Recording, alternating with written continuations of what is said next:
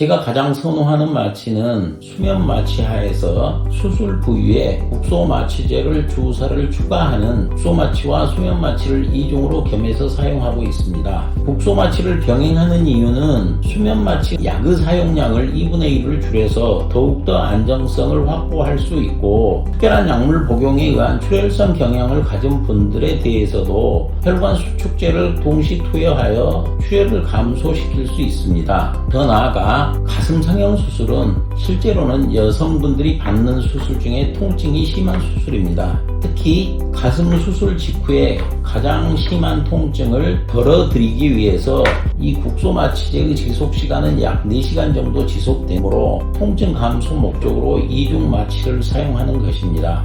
가슴 성형 수술을 하다 보면 부유감을 동반하신 분들도 의외로 많고, 남들에게 말하지 못하는 함몰 유두가 아주 심한 분도 있고, 출산과 수유로 인하여 유두 비대를 가진 분들이 의외로 많이 있는데, 저희 수술 방법은 함몰 유두나 유두 비대의 경우를 추가적인 절개 없이 동시에 해결할 수 있는 장점이 있습니다. 이런 수술 방법은 거의 모든 분에게 표준화되어 있어서 저는 수술 전 상담에서 적당한 수술 시간은 약 45분 정도가 소요된다고 말씀드립니다. 물론 함몰 유두나 유두 비대를 가지신 분의 그 부분을 동시에 교정을 원하신다면 약 1시간 정도 소요된다고 말씀드립니다. 그리고 가장 중요한 수술의 투명성 확보를 위하여 저희 병원에서는 수술 받는 분이나 보호자분의 거부가 없다라고 하면 항상 수술실 CCTV는 작동하고 있습니다. 아주 성공적인 수술 후에도 저희 같은 경우는 1년 6개월까지도 추적 안치하고 있습니다. 많은 분들께서 아시듯이 수술 후에 일정한 기간 동안 아래쪽에 와이어가 있는 와이어 브라 착용을 금지하는 이유가 있습니다. 많은 분들께서 보형물을 삽입해 놓으면 시간이 지날수록 보형물이 내려갈 것 같지만, 정확한 수술을 한다면 실제로는 보형물이 상방 이동하는 경우가 많습니다.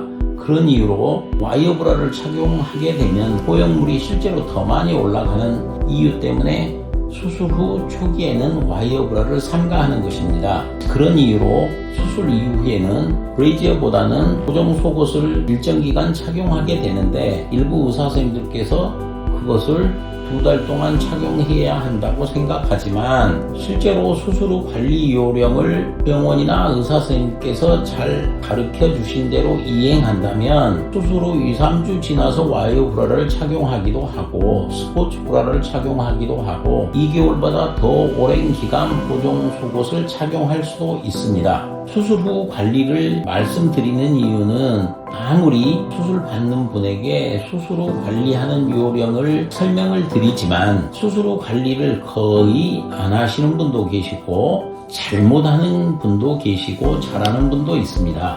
그런 이행상 수술 후 관리는 미묘한 양측의 차이를 수술 후 관리로도 충분히 바꿀 수 있습니다. 왜냐하면 집도인은 가슴 수술에서 전체적인 위치를 잡을 수 있지만, 미세한 조정은 수술 받는 분께서 수술에 대해 정확하게 이해하신다면 충분히 작은 변화를 자기가 원하는 대로 바꿀 수도 있기 때문입니다. 가슴 성형 수술을 망설이는 이유 중에 하나도 수술 후 통증에 대한 차이가 많습니다. 특히 서양 사람들이 택하는 가슴과 대흉근 사이에 보형물이 위치하게 되면 수술 후 통증은 더 작습니다. 하지만 이 부분은 시간이 지나면서 장기간 안정성 때문에 추천하는 방법은 아닙니다. 그래서 제가 선호하는 이중평면법, 즉 가슴 보형물의 가장자리 만져지는 부분은 근육이 감싸고 가운데 부분은 다른 느낌이 느껴지지 않는 이 수술 방법에 있어서도 수술 후 통증은 있습니다.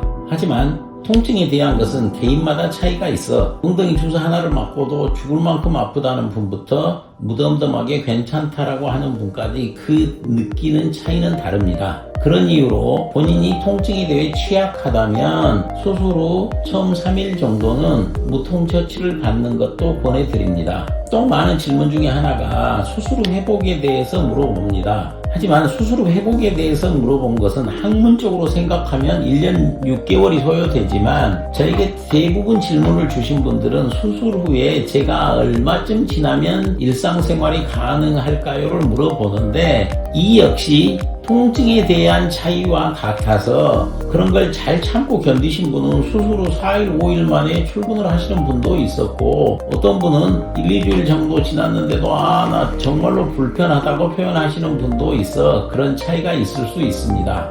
무엇보다도 수술 상담에 있어 당부드리고 싶은 것은 직접 본인이 받을 수술에 대한 전체적인 이해를 높여야 좋은 수술을 받을 수 있고 좋은 선생님을 만날 수 있다고 생각합니다. 꼭 기억하라고 말씀드리고 싶은 것은 포형물이 근육 바깥쪽에 위치하는지 근육 안쪽에 위치하는지 많은 문제를 해결하기 위한 이중평면법, 근육이 포형물을 어느 위치에서 덮고 어느 위치는 근육이 덮지 않는 위치인데 많은 부작용을 해결하기 위해서는 가운데 부분에서 이중평면이 이루어지는 게 가장 적절한 방법입니다. 그래서 질문에서 이중평면이 어디에서 이루어지나요?